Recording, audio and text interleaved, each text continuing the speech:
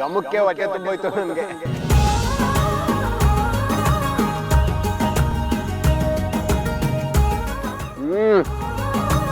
ಅಮ್ಮಿಯವರೇ, ನಿಮ್ಮನ್ನ ಮೊದಲನೇ ಕಿತ ನೋಡಿದಾಗ ನಾನು ಹೆಂಗ್ ಫ್ಲಾಟ್ ಆಗಿದ್ನೋ, ಮೊದಲನೇ ತುತ್ತಿಂದಾಗ ಹಂಗೆ ಫ್ಲಾಟ್ ಆಗ್ಬಿಟ್ಟೆ.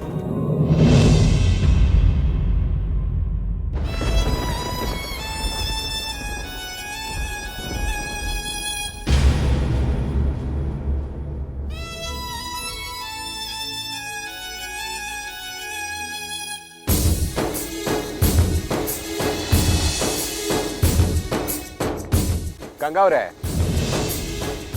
ನಾನು ಅಲ್ಲಿಂದ ಗಮನಿಸ್ತಾನೆ ಇವನಿ, ಯಾಕ ಮಕ ಒಂಥರ ಸಪ್ಪಗಿಟ್ಕೊಂಡಿದ್ದೀರಲ್ಲ?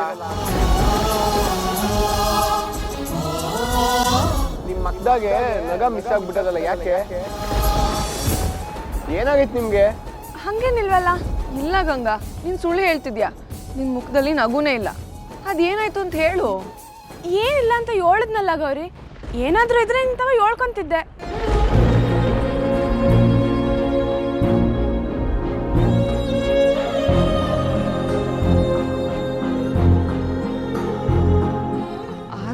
ತುಂಬಾ ಡಲ್ ಆಗಿದೆ.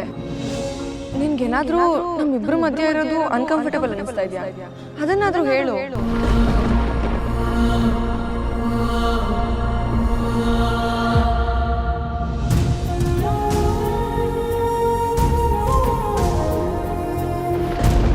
ಹಂಗೆ ಹೇಳ್ಬೇಡ ಗೌರಿ.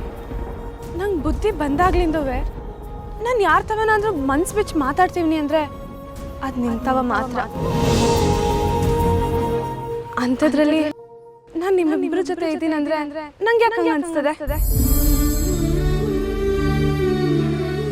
ನನಗೆ ಜೀವ ಇರೋ ಗಂಟ ನೀವಿಬ್ಬರನ್ನ ದೂರ ಮಾಡ್ಕೊಳಕ್ಕಿಲ್ಲ. ಅಷ್ಟು ಹಚ್ಕೊಂಡ್ ಬಿಟ್ಟಿವ್ನಿ ನಿಮ್ಮಿಬ್ಬರನ್ನ. ಮತ್ತೆ ಯಾಕೆ ಹಿಂಗೆ ಸಪ್ಕಿದ್ದೀರಾ? ನೋಡಿ ನೋಡಿ, ನಿಮ್ಮ ಕಣ್ ತುದಿನಾಗೆ ಕಾವೇರವ ಆಲ್ರೆಡಿ ಇನ್ನಕ್ಕೆ ನೋಡ್ತಾವಳೆ. ನಿಮ್ಮ ಗಂಡ ಏನಾರ ನೆನಪಾದ್ರ? ಅದಕ್ಕೆ ಹೆಂಗಿದ್ದೀರಾ?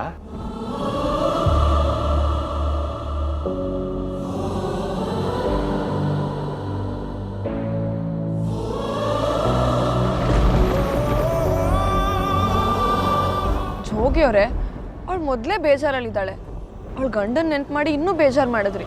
ನೀವು ಸುಮ್ಮನೆ ಇರಿ. ಅವ್ರ ಮುಖ ನೋಡ್ತಿರಂಗ ಅನ್ನಿಸ್ತದ ಅಮ್ಮಿಯವ್ರೆ, ಅದಕ್ಕೆ ಕೇಳಿದೆ. ನೀವು ಬೇಕಿರುವಂತ ಅವ್ರ ಕಣ್ಣು ನೋಡಿ ಗೊತ್ತಾಯ್ತದೆ.